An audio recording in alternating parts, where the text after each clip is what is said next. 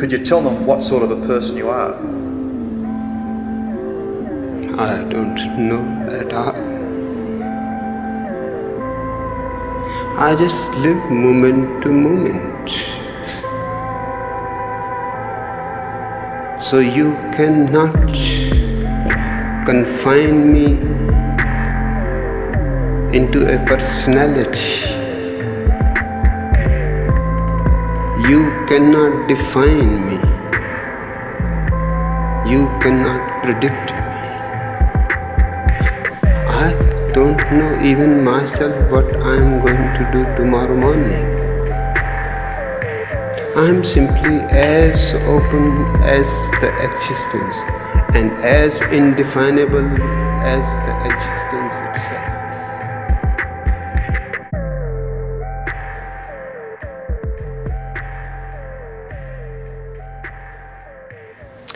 What's up, guys? Welcome back again. Goddamn. Today, very important one to me with a very important person. So I'm excited for you guys to kind of feel out what's going on. Our guest today, Mr. Kyle. All right, he's gonna go ahead and give you guys a little introduction because I don't want to hype him up too much before we get started. And then whatever you miss about yourself, I'll go ahead and fill in a little bit of the gaps for the people. So why don't you go ahead and just tell us a little bit about yourself and how we kind of ended up meeting and ended up here today. Yeah, so my journey started with bicep curls when I was 14 years old. Oh, cool. You know, so and that led you here. Yeah, right at this moment, that's all I do is bicep curls. But my arms don't reflect it like yours do. So no. You must be doing all my bicep curls now. It's just a shirt. It's just a shirt. I tried to get a tight one, but you know, I have some work to do.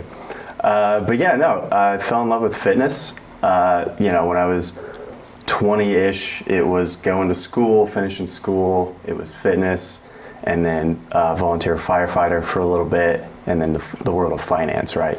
Okay. But I got tired of punching in 5 letters at a time, a bunch of mutual funds. It was a good lesson to learn, you know, but I had to pick a trajectory for life. And I love fitness, so that's the trajectory I went on. Bought a house in Indiana, then in the same month I got laid off. This was after I bought the house. Right in 2014. after you bought the house. Yeah, so October 2014, closed the deal. December 2014, laid off, so lost my job. Was in a master's program, so spending money on student loans. And then, you know, where do you go and what do you do? So after I chose the world of fitness from the finance and the firefighting thing and stuff like that, I'm like, okay. So hold on, let me back you up for a second. So you had already chosen that path when you bought your house and you were kind of working towards it, and you're in your master's program and you feel good because you have, you know, some money that's going to help you pay for this thing that you just got. And then, no. Yeah, sorry, I jumped around a little bit, but yeah, the 3 jobs at once, and then I gave up finance. I still carry that knowledge with me today, of course, but firefighting, that's a tough field to get into if you don't really have a passion for it or love it or want that trajectory. So yeah, chose fitness, and then a couple years later, that's really when everything, it didn't fall apart, but still my plans were like, oh, I guess I'm not in fitness anymore. So I did part-time roofing for a couple years just to get by. And then after a little bit of that, I just, you know, broke up with the girl I was living with. She meant a lot to me, but 3 years later, it wasn't working out. So sold the house, packed up, and moved to Denver, Lakewood. And new life, here we go. Yeah, that's it. Just off we go. Just left your entire childhood and everything that you grew up with. Family, house. I knew one person. Okay. In Lakewood, my buddy Beach, and from there was how do I survive? Because Lakewood's far more expensive than Kokomo, Indiana, where I'm from. Yeah. So I think I've told you, but you know, my mortgage was $260 a month.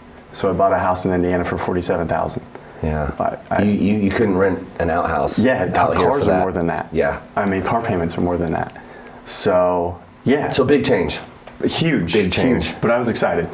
you know. And you still have this idea in your head that you're doing something that you're passionate about. You're fitness oriented.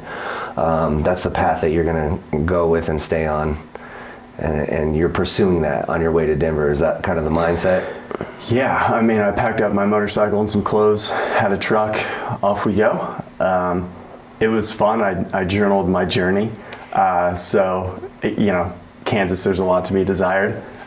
There's just not a lot going on there. So kind of like, you know, Northern Indiana where I'm from. I mean, my family's there and I love that, but there's just not a lot of outdoor recreation. Okay. Which is one of the draws to Colorado, of course. But yeah, I walked into Y, handed my now former supervisor, somebody I didn't know at the time, Colleen, my resume, and she goes, yeah, you know, we'll take you. So that was kind of cool. So you came here with no job. So you came with the hope clothes of and the finding motorcycle. one. Yeah. You weren't like on the phone with someone like, oh yeah, we have a job for you in Denver if you come down, and you came. Just showed up. That's cool, man. I just showed up. I think that takes a lot of courage. Yeah, it was, like I said, it was an adventure. It was a journey. I was ready. I probably shouldn't have sold the house, but... Hey, you were ready to be homeless. But yeah. If that's what it took. I was on the road. Cool. There we go. I'm a nomad. Still an extreme minimalist, you know? So I don't have much more of that stuff, you know, for my truck back in, 2017 now, May 2017. I have about the same amount of stuff, which is, it's freeing. Yeah. Honestly, fewer things I don't have to worry about. I can just go play. Well, they say right, the things that we own end up owning us. Mm-hmm. Yeah. Yeah. So, out everything goes. You know, there's some precious things, of course. Right. But yeah, most of the stuff it can fit in a closet, and technically right now it does. I'm renting a room, and all my stuff is fitting in a closet. So. Still more expensive than your mortgage, I imagine, back in Indiana. But hey, yeah, this is less than it could be, right? Yeah, quite a bit. Yeah, so off to Denver, spent a couple years there at the YMCA. It was challenging. Fortunately, I had a really good friend to where rent wasn't so high that I actually was unhoused. I wasn't. I was fortunate, but I was making $12.50 an hour. You know, again with my at the Y. Yeah, with my 2 degrees. You know, the Y is mission based, and I love the Y. And when you went into the Y and gave your credentials, and they hired you, what position did they hire you as? So originally it was a part-time personal trainer. Okay. And then I moved into fitness coordinator a couple weeks later. Oh, cool. Yeah, it was full-time. They saw potential. It was full-time. But here's what's funny is that, you know, training, it was 20 plus an hour at the time. And then the fitness coordinator was $12.50. So, you know, I took 50% cut just to get full-time. To get a full-time position and the benefits that come along with it. But following fitness, I really fell in love with the idea of leadership and how to be someone who works well with not only over with a team, but within the team. So yeah, that was my goal. I thought, don't worry about the money now, because whatever, you know, I'll figure that out at some point. I've still got my background in finance. When I start making something, I'll be a lot more comfortable at some point in my life. So yeah, I took a huge pay cut. But went full-time, and then I got a promotion to become a healthy living director. So in our world, fitness coordinator is a healthy living director. That's a parallel. Okay. Right? YMCA and rec center, it's very similar. So your promotion to healthy living director was through a different corporation or company or San Jose facility? San Jose YMCA. Okay. So it was a YMCA, but it was in San Jose. So we're moving again. Up and at it, but better story, it's funny.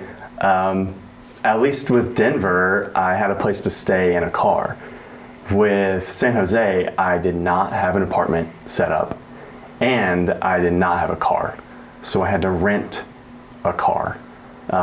So you were on Tinder looking for a car date. Some people to crash with, all right. Yeah. Wow. Yeah. Complete nomadic ability. Yep. Again, very few things. Leaving Denver was tough. You know, like I said, beach is important to me. Did you ever stay a night on the street or on the beach? No. Sleep in your car? Nothing? No, I booked an Airbnb for myself for 2 weeks. And I thought if I can give myself 2 weeks, I'll figure everything out. Yeah. But mind you, I'm making $58,500 in San Jose, Silicon Valley. So with this job, at least this time you're coming to some sort of feeling of security. Yeah. Because you have this job and you're getting paid. Yeah, Okay. yeah. I've got a lot to figure out. But I'm like, if I can figure this out, because 77,000, I think, at the time was about the average wage in Silicon Valley. So I'm 20,000 shy of that. Right. But It's not known for being one of the less expensive places to live. In fact, I think 2019, the USA News or US News or whatever it was had an article, the most expensive real estate and the least expensive real estate in the US. Kokomo, Indiana was the least expensive place to buy a house, and San Jose Where you started was the most at. expensive. That's incrable. It was wild. What are the odds? It was wild. Again, 47,000, right? Yeah. And then in Silicon Valley, $1 million entry. I mean, you just... Any kind of zone with the word valley in it, you gotta expect is not gonna be. That's probably pretty fair, especially sounds California. nice. You know what I mean? Right? Valley, like, Yeah. let's go to the Even valley. in Like, I Indiana, can't it's afford like, that. you know, whatever valley, you're like, oh man, I don't Valley life, I I can't don't know if afford I could do that right now. Yeah. So, but yeah, again, that was an adventure. It was something I was ready to take on. I would call my grandpa every day. We would chat every day. He's back in Indiana. All the time. At the time, he was back in Indiana. Yeah, and I told him, like, come, you got money, like, come see the world. Come buy a house in Colorado and live with me. No, not yet. Well, maybe I'll get out there. California, nah, don't bother. I mean, I love the people in California, but it was really, really, really difficult to live there, I think, in my experience. As far as like being able to afford it, or was it more? It was fast paced. Okay. Any metropolitan area can be, Yeah. but I mean, you just went to Barcelona with family, right? And I didn't feel that rush. Granted, Pressure. we were on vacation, so Right. I get, You're not trying to make a living out there on vacation, Right, not right now. Yeah, not hustling at the time. mangoes on the side. That's right. so That's you right. can get Although I'm some not toilet paper. opposed, Barcelona's awesome, so I'm not opposed. Yeah. But yeah, California was quite the experience. I mean, it was really unique in that, for me at least, our parking lot had a lemon tree. So you walk over, you can grab a lemon tree, a lemon, Right. go home, slice it up, and you have lemon water. Parking lot lemonade. Dude, it's crazy. That sounds pretty. Yeah. That sounds amazing. It was we need incredible. to jump on that. I wouldn't mind planning some. Yeah, put a Anything. request in. Let's get a I'll put a ticket in. Yeah, at least maybe not lemons, but I don't know what's Anything? Apples? Maybe an orange. I don't know what I don't grows know here. if they can grow in this climate, but any kind of fruit-bearing tree would be a nice addition to any parking lot. Yeah, I'm with you. Let's start a movement. I'm already about it. But So California now, you're here, you're working in Silicon Valley. Same sort of industry, you're a wellness director now at this point. How long were you there for? a year. Okay. Yeah, so it was a year and a half at the Y in Denver, a year in San Jose, and that was enough for me.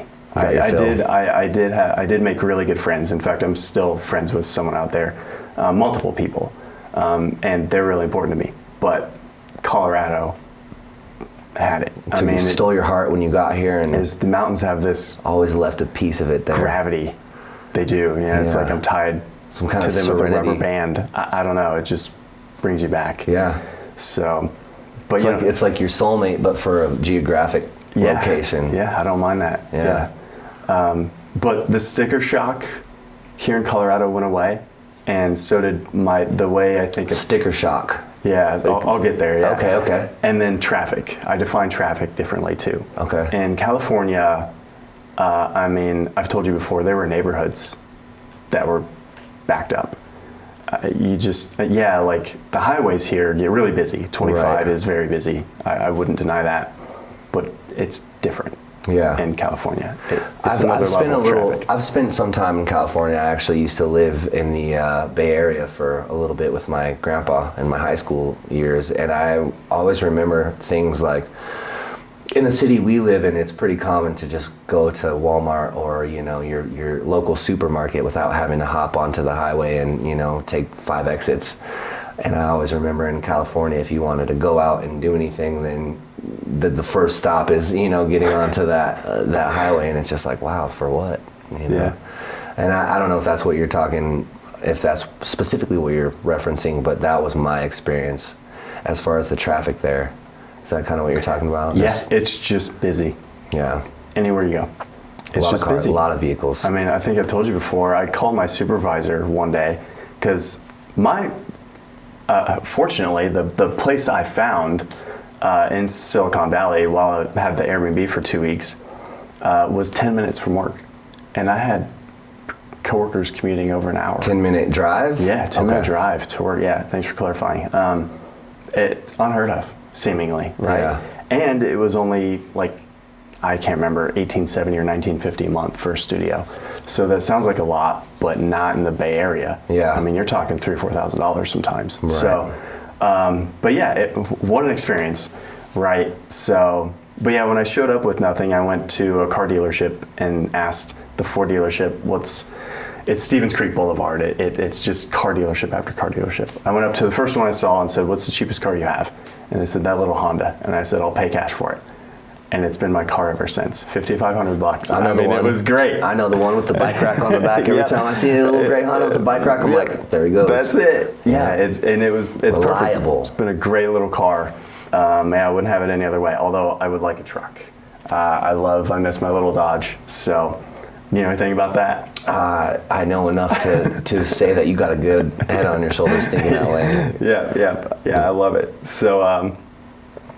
Anyway, after about a year in California, I'm like, this is enough. So I went back to Denver, but during that drive back, so I drove from Kokomo to Denver. That took 21-ish hours. Okay. I think the ride's actually like 17, but you stop, right? Right. Smell the flowers along the way. Yeah. Right? So Denver to San Jose, which is beautiful, by the way. I went through St. George, Vegas, and then up I was a little northeast of LA. I wasn't quite in the city, but then that drive up, California is quite exquisite. It's beautiful. Beats Kansas. Yeah, for sure. And cornfields of Kansas. Yeah, that's what we call it, callback. Okay. I love it. Yeah. So California, it was a good lesson. When I called my grandpa, he goes, "Well, you're learning stuff. You know, whether you want to live there or whether you don't. Yeah. You're learning a lot. What a better way to find out than to try it. Go experience it. Right. Yeah, I'm with you. So, on your way back, did you have a job lined up, or were you just like, all right, I'm done with California, I have experience, I have confidence that I can find my way into a position somewhere where I feel I can thrive? Or did you get a call from Denver saying, hey, we need you back? Hey, help. Help. The wise always need help. They always need good people. So, there was something on my radar when I moved back. But that was the end of 2019 when I moved back, then COVID hit. So I got a job at long-term memory care facility, and that's very difficult. It's challenging to work in long-term memory care, so I applaud those who do, whether it's, you know, QMAP and medication or CNA or what have you. Activities doesn't matter.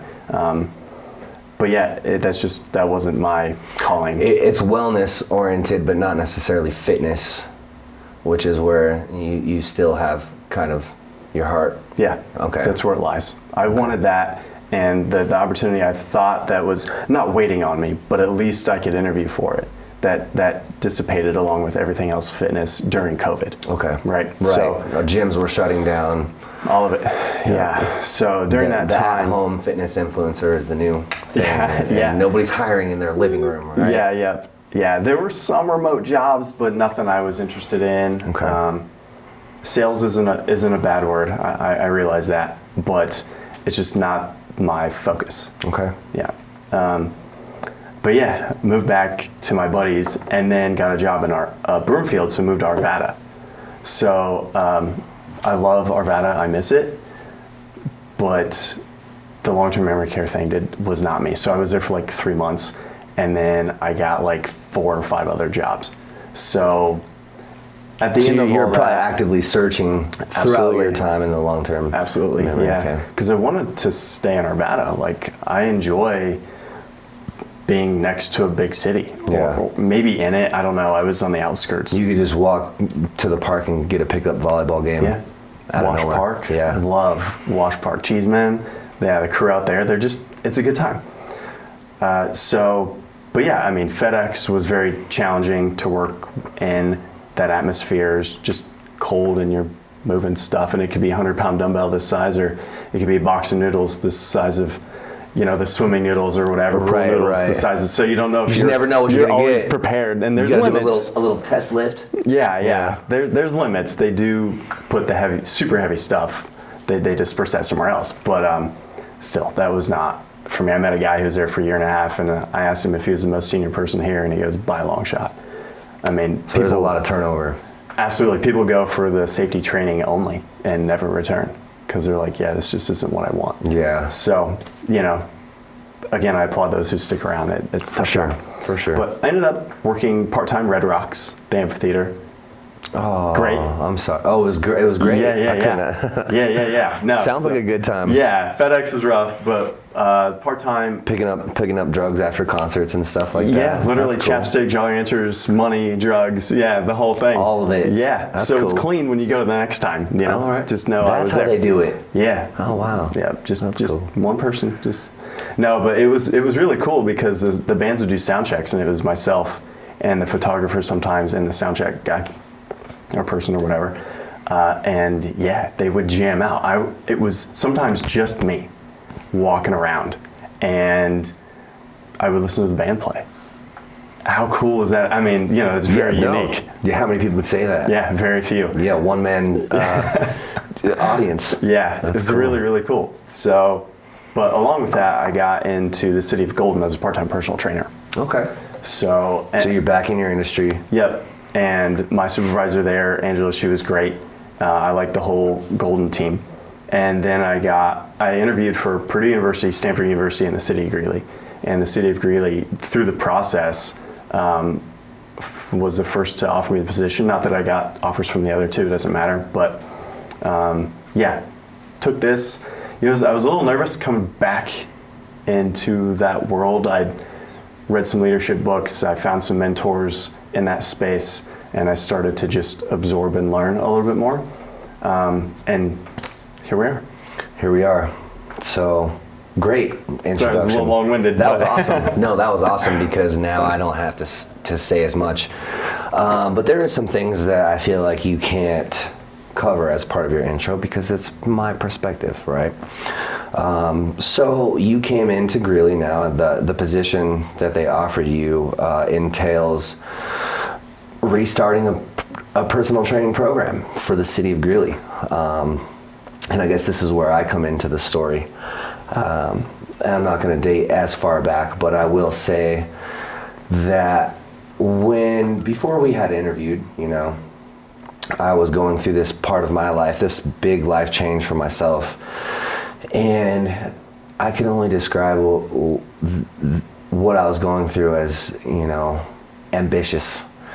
And even a lot of my close friends and family were, they're supportive, but there's always that, make sure you have a backup plan, because I'm coming, I had just recently got in trouble, and I'm kind of flipping my life, as it were. So I decided to make a life change, and just like you, I'm passionate about fitness. I always have been. It's just something that I kind of didn't really put at the forefront of my, plans. So when it came time for me to reevaluate my life, and I started thinking like, well, what am I good at? I know how to work out. I've been doing it for a really long time. I love talking to people and bonding with people. So I'm personal, and I know how to train. Like, oh shit, like maybe I should just try being a personal trainer. Like, well, what? So I applied, I have this case that I'm fighting, and I'm on bond now. I think in retrospect, it was 6, maybe 7 months during the process until I, got sentenced and all that. So I'm like, you know what? I'm gonna train. I'm gonna educate myself. I'm gonna get certifications. I'm gonna do whatever I have to do, and I'm gonna get a job as a trainer. And like I said, everyone, as supportive as they were, seemed, a little borderline delusional is what some people would say, like, dude, who's gonna hire you? You got tattoo all over your hands and face. And so I'm like, nah, there's gonna be someone out there, that looks past that. There's gonna be some good human that sees me for what I'm worth and not for what I look like, And I before we had met, I was starting to question that myself. because I had interviewed at Gold's Gym, and I'll never forget, guy takes one look at me, kind of scowls a little bit, goes into his office, makes me wait for 40 minutes, brings me in, asks me maybe one or two questions, and he's like, yeah, no, we're gonna keep looking. And I'm just like, well, thanks for your time, bitch. Like, damn, like this is what I get, and I'm like trying my best here. And I had a few, that was probably the worst one, but I had a few similar ones where they're like, okay, and mind you, I have no formal experience as a trainer. So this is all a learning process for me, and I'm going, and then I get a response from you, and we're talking, and at this point, I'm not like excited and confident. Like, I'm gonna get this job so easy. It was not at all like that. I was like, damn, this is literally my last shot. I have a plan. Still, my plan is more self-motivated. No one's gonna hire me. I'm gonna go. This was my plan before our experience together. I was gonna go to all these gyms that didn't have a training system, and I was going to offer myself as a trainer and pay them a percentage of whatever people paid me, and then just do my own curricular contractor life. Yeah, exactly. And so I was already kind of getting myself set up for that, and I think I had already even talked to a couple gyms. But when we had our interview, first of all, it felt different. You were actually asking me questions. You were treating me like somebody who was taking me serious for the position that I was applying for. So immediately I appreciated that.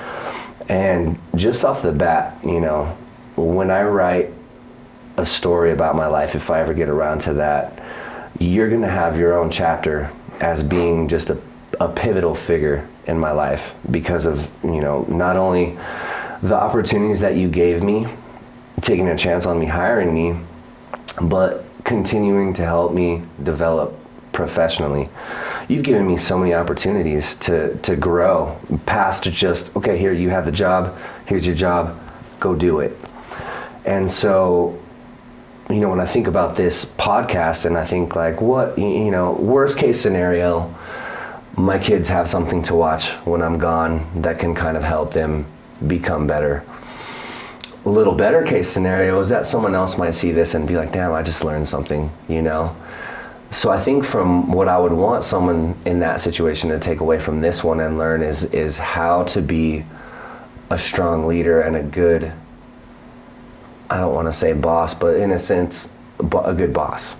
You're the best boss I've ever had because of that reason, is that it's not just getting the job done, it's how can I help this person grow as a person in what they're interested in. And I think it's hard to say that that's a common theme amongst supervisory positions. And even now, me picking up an extra job on the side, I work at the pizza place I used to deliver for, and they wanted me to come in and manage people. They wanted me to manage people, and I was like, oh fuck, like, what would Kyle do? That's what I ask myself all the time. What would Kyle do? Like, how would because that's your leadership style, and I think you're very good at it. So with that being said, that's my filling in the blanks of us being here today, because you gave me a shot, you looked at me and you saw me for what I was willing to offer and what I could offer, and you saw this as an opportunity to help somebody who's passionate about the same thing that you are. And I think that we've from there continued to build onto a really good working relationship and personal relationship. So I appreciate all that being said. I appreciate you being here today, amongst other things. And I guess now that that's over with, we can actually get started with the podcast. Do you want to roll the cameras? I'm just kidding. So one thing I wanted to talk about today, and I'm going to have to bring it up because you're not overtly, I don't like the word preachy, but it's often the stigma associated with, well, what's coming right now. Yeah, of course. So tell me, let me put it this way. Tell me a little bit about the last time that you ate some meat. Let's say meat. We'll start there. Yeah. I think it was maybe about the time I moved to Denver, maybe a little before that. Okay. So I'm flirting with 2017, 2016-ish, so Okay. 7 or 8 years. The coming up like on the that. better part of a decade now. Yeah, we're approaching. Okay. Yeah. Okay. But it doesn't stop there. It doesn't. It doesn't, no. I feel like I have a good idea, but I don't want there to be any false, information about what it is that you adhere to as far as diet discipline. So tell the people a little bit about. It's not just you're not just a vegetarian. I would go as far to say you're not even just a vegan. Why don't you enlighten us on what it is that you follow? Yeah. So first off, I don't tell people, generally speaking, right? No. Like that's the internet meme is like, they'll just tell you the first thing you know about them. Yeah. There are people who still don't know this. That's why people like you. About me. Yeah. That's why everybody likes you, and nobody likes that guy that's like, well, you know how many animals had to die for that or whatever. Yeah, I've got a very relaxed approach, hopefully, to life. Relaxed is, but I'm also disciplined too. So there are some times where I crank it up. But so it's SOS flour free, no animal products. SOS is salt, oil, and sugar, and that means nothing extracted and added to it. That's right. So manufactured. So strawberry, naturally occurring salts, and sweet potato, great. Everything has sodium in it, or near everything, or whatever. But yeah, just I don't sprinkle any extra stuff on it. No flour for me of any kind. And then oil is a big one. So people ask, how do you cook without oil? Well, you figure it out. Yeah. I mean, people have cooked without oil before. They're doing it now. Instapots are great. 10 minutes for potatoes and carrots and whatever, asparagus or something. Yeah. It's pretty easy. Rice and beans, the rice cooker is one of the best inventions ever. I love it. You could use water. Yeah. So you're talking, 1 part rice, 2 parts water, and then some beans, either Instapot or canned or whatever, just rinse them off. Tomatoes, vegetables, fruit, whatever you want to throw in there. And then a mountain of herbs and spices. That's really what gives it flavor. Mountain, I like that. Yeah, I love it because we're in Colorado. Yeah, you gotta get the mountain. Yeah, came mountain back from reference. California. Yeah. That's also a callback. So, but yeah, more than anything, I appreciate the discipline that it takes, and it's also challenging. Here in the United States, and I've traveled a little bit recently, other places, it's challenging to eat really well, and I mean clean. Like, go to any entertainment ever. It's what, soft drinks, It maybe couples beer, well pretzels. with candy, alcohol, all these things. Ice cream. Yeah. And that's great. Absolutely. Like, if that's... They create this feeling, like endorphins. It releases a rush to have those taste buds firing off like feels that. good. I'm going to do it again, you know? So, but I take pride in doing that, doing it well, and not spending a lot of money while eating healthy, because that's a misconception that I would preferably crush, is that like potatoes and oats are some of the cheapest things on the planet. Yeah, because it's too expensive to eat healthy. Right. It's something that we hear a lot.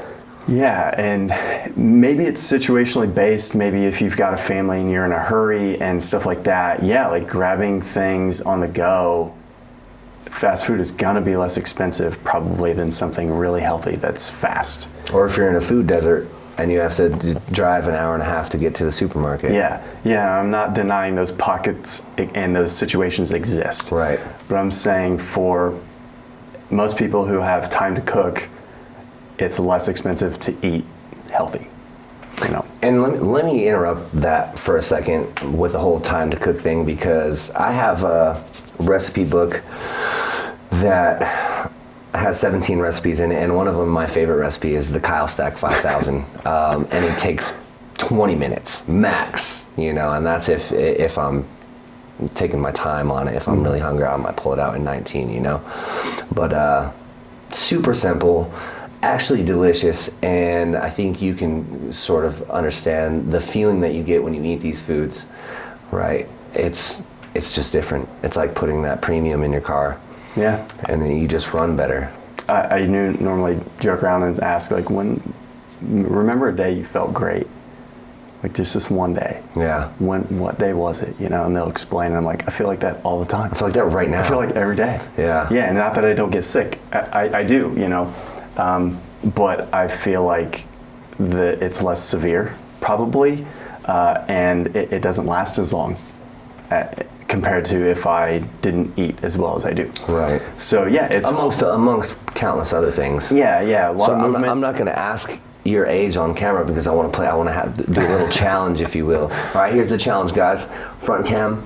I'm going to ask you guys, drop in the comments how old you think my guest is today, and whoever can get this right, okay, I will send you a free Joint Fit Gains Guide recipe book, all yours, 100% free for anyone who can guess the right answer. So think about that.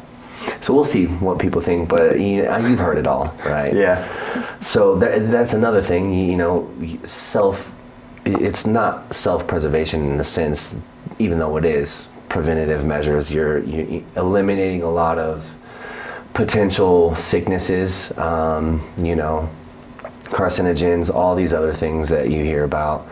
But for you, it's not all about the health factors. You also enjoy the challenge. I do, yeah. It's 100% discipline. Again, like any entertainment, that's just one example that I use. But even go to the grocery store. You know, it's called perimeter shopping, right? So don't walk down the aisles. I do. There's canned beans there. I rinse them off, whatever. But if it jumps out at you, it's super colorful in the produce aisle, that's great. In the main aisles, that's probably not ideal, right? So get the color, but get it on the perimeter. Okay. But yeah, the challenge, it's always been a challenge. I used to eat sweet potatoes and chicken and rice and greens and stuff like that. And, you know, when I would get blood work done, it wasn't what I wanted it to look like. So I started making adjustments. All the numbers were jiving. Yeah, it just, and it was always so challenging to lose that little bit of fat, you know. Right. And I'm holding on to my midsection, which isn't atypical, you know. That's common for a lot of us. But I'm like, man, I feel like I'm working really hard here. Yeah. What's going on? And it's the food. It just is. It's the food. I mean, we don't have to dive into heart attacks or anything like that. Well, let's dive into everything. I'm just kidding. But I do want to dive in because while we're talking about it, before I forget, you were talking about blood tests and, you know, making micro changes to affect certain results. Let's talk about your last one. I think it was maybe 5-6 months ago. Mm-hmm. I can't remember the exact thing, but it was really interesting to me how you found a number that stood out to you as not being where it ideally should be, and then the change that you made to your diet to get it to where it was. Because I can't remember the exact change, but let's talk about that. Yeah, so I go in to get blood work semi-regularly, probably twice a year. Blood work has been really good for a long time. And then I started eating peanut butter and then some grapes for a snack, for evening snack. Okay. And a lot of grapes. I love it. I love grapes. So anyway, my uric acid was high. And I just wasn't sure what was going on. And the PA, physician assistant, asked, well, do you drink? No. Do you eat a lot of red meat? Far from it. Yeah. And do you exercise? Yeah, I do. So pretty regularly. I feel like a complete anomaly at this point, and they didn't know what to do either, really. Yeah. So I looked it up myself. I went to nutritionfacts.org, which is Dr. Greger's site, and I typed in uric acid, and what I discovered for me was you add a little bit more cilantro, and any green is gonna probably for the uric help. Acid. But yeah, cilantro specifically. Okay. Yeah. So I like cilantro. Not everyone does, but I would throw a little bit in every day. Not an abundant amount, but just a little bit. And then I went back in 3 or 4 months later or whatever it was, and it was right back to ideal range. And mind you, everything else was ideal on the blood panel. 2 years before that, ideal. So if I felt worse, if I looked worse, if I wasn't performing well in like whatever fitness or volleyball or any things that I love, I wouldn't do it, Yeah. But I love that. All the markers are there. Blood panel's good, blood pressure's ideal, BPM fine. I don't really have a history of, heart attacks or anything like that in family. So I feel like I'm attempting to mitigate risk to the greatest extent possible when it comes to any illness or disease or anything like that. Absolutely. That's my hope. Well, I love that. And, I think a lot of the reason I wanted to talk about this is not necessarily to convince everybody to do how you do it. I very much like to try to be as healthy as I can, but even I have a line, like I have to draw a line. And I would say I'm, on average, probably a little bit more disciplined with my health than the average Joe. Just the way I eat and, physical exercise and whatnot. Not the big average Joe, though. Not the big average Joe, the tiny average Joe. Yeah. Same person. So, yeah, right. And so the reason, as I was saying, is not necessarily to try to convince everyone to live that kind of lifestyle, but more to paint a picture of kind of the person that you are. Having that discipline, you're very knowledgeable. You don't usually, in my experience, ever really speak much to anything that you're not educated about. You won't try to tell people things that you don't have a background of knowing, right? And I've noticed that about you when it comes to anything. If I have a question, I'm like, hey, what do you think about this? And you don't know, your answer every time is, let's find out. And we go and we find out, a trusted source, right? Peer reviewed, probably. And so that life discipline, your, leadership skills, that kind of ability to be very reasonable and very educated, I think are things that stand out about you. So when I ask you the question that I really brought you here to ask, I don't know if you've seen any of my podcasts right now, but that's kind of the thing. I've not seen the end. Okay. Have I told you yet what the question that I'm going to ask you is? You haven't. Okay. Not So yet. the reason, and this is actually exciting for me because we've in all of our conversations not really ever had this conversation. So I'm curious on a personal level to get your insight on this, but the question I brought you here to ask, and it might seem like we're coming out of left field now, but for the sake of time, I got to know, what is God to you, or your understanding of God? Yeah. So, have you had an atheist on the podcast yet? No, you know what? And actually, me and my good friend who helps me record this, we're talking about, like, I can't wait till you get an atheist down here too. Like, what's gonna happen? And I was like, I don't know. Yeah. So would you consider yourself an atheist then? Definitely, yes. Okay. Okay. Well, here we go then. So we'll find out what that looks like. Yeah. So probably not much different from other people, honestly. I mean, you just learned a ton about me. I think, if and when anyone meets me, I have a very calm demeanor. Right. You're not aggressively overt about pushing your opinions onto people. Yeah, I hope not. If I have in any way, it was, I either have a pretty good relationship with you, I think, or somebody has asked the question. Right. Right. So, which I just did. Happy to be the first. Yeah, cool, man. Well, let's get into this. Yeah. What is being an atheist? Is it not believing in a higher power? Is it not believing in any organized religion? Like, what defines an atheist? Yeah, so those who look at the evidence presented, okay, right, and then don't accept it as their deity or something along those lines. It can vary from person to person, just like your personal relationship with God or gods can vary regardless of who you are. Right. Yeah. Even people amongst the same religious denomination, they can oftentimes find themselves disagreeing about their interpretation of it. Yeah. Which is why I think it's such a brilliant question. Yeah. Because no one's going to have the same answer. Yeah. But I'm with you. So you take the evidence given. So what would the evidence be given in this case? Because there's a lot of different interpretations of what I think humanity as a whole has come up with for putting an image to this word that is God, right? Mm-hmm. So it's actually really funny because like I said, we were just talking about this before you got here today, and I was like thinking about like what kind of conversation would I have with somebody who is an atheist here, because I always considered myself an atheist, right? I don't believe in the Bible. I don't, if we really wanted to get into it, I would say that it was sort of a man-made thing and to keep us more in line. That's what I've always grown up believing, and I told my parents who wanted me to go to church, I was like, I don't believe in any of that, but it wasn't until more recently that I started realizing that I am very spiritual,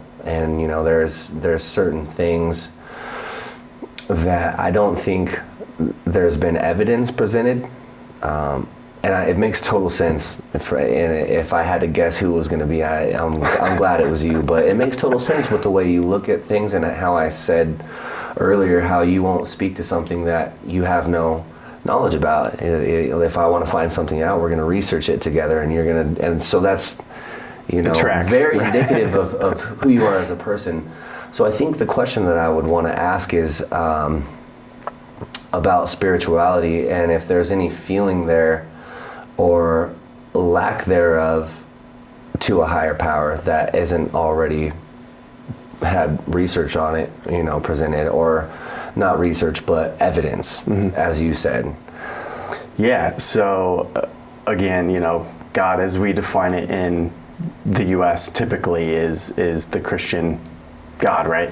Yeah, that's where I fall out of line with that. Spirituality, I think that can be completely separate. Okay. Religion could be a part of one's spirituality, I think.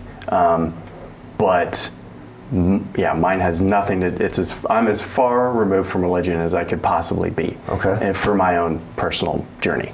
But I have my entire family, everyone I know here in the States pretty much doesn't think like I do. Right. So even in your household growing up, you were raised Catholic, Christian household? All the family. I mean, I told my grandma I was an atheist, and she was in a nursing home, and she called the nurse, literally talk to this kid. Yeah. So, I just thought it was funny because the scripture never resonated with me in terms of evidence of there being a God. Right. To me, it was some shepherds who wrote some stuff, who borrowed some stories. Maybe. We weren't there. I don't mean to demean it. That's just how my mind wraps around the information. Right. You question it. Yeah. It's not exquisite enough for me to think a divine hand or whatever had anything to do with it. Right. And again, that's not for me to demean it or hold anyone back from practicing how they want to practice. But yeah, for me, spirituality is more about connecting with oneself, understanding oneself, connecting with nature. So meditation for me is those little metal brain games that I have on my desk, right? I want to escape in this maze, this puzzle. Let me do that and not think for a second. I know this might sound weird, but it's volleyball. So again, I can just be myself with my friends in a good setting, in a good atmosphere. Everyone's very kind. The essence of your being shining at its most true form. I can just play. Yeah. I don't have to think. Yeah. You don't stress, you don't worry. Pass the ball, set the ball, hit the ball. Yeah. Do it again. I really, for me, spirituality is doing the things that I love as well as I could possibly do them. Okay. Yeah. So you're familiar with the tenets or whatever of overall wellness and how spirituality is a big part of that. Or one of 6 parts or 7, depending on which literature you're taking it from. But would you consider yourself to be spiritually healthy? I hope so. Yeah. But, as analytical as I am, if I diagnosed myself I'm like, oh, this could use some work. It's not lack of God. This could use some work. Lack of cilantro. Gotta get my blood panel dialed in. Yeah, right.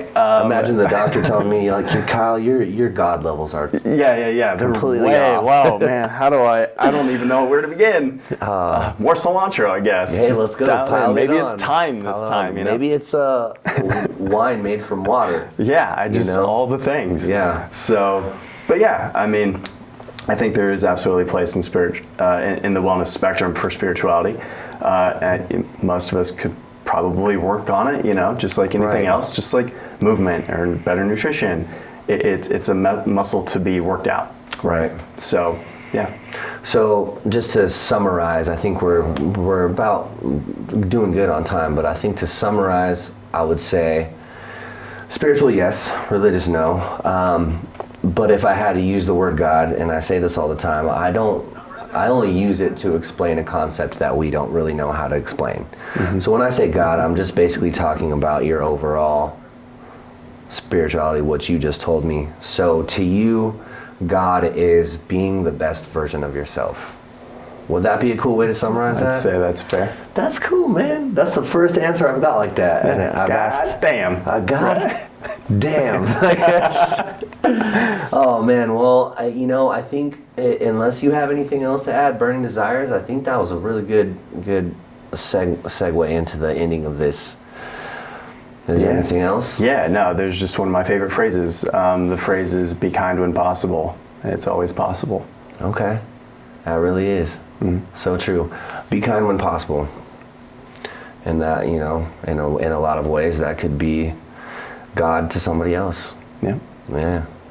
Cool. Well, Kyle, thanks again so much for coming on to the show. Yeah, I of love course. your input and your perspective, and it's just a really nice thing to get an atheist on here and really tell us, Yeah, technically it would be agnostic atheist because, again, I'm not sure, right? Right. So, and that agnostic in the way of, look, if there's evidence presented that's sufficient, It'll change then my mind. My mind, I changed it with food, Yeah. Cool.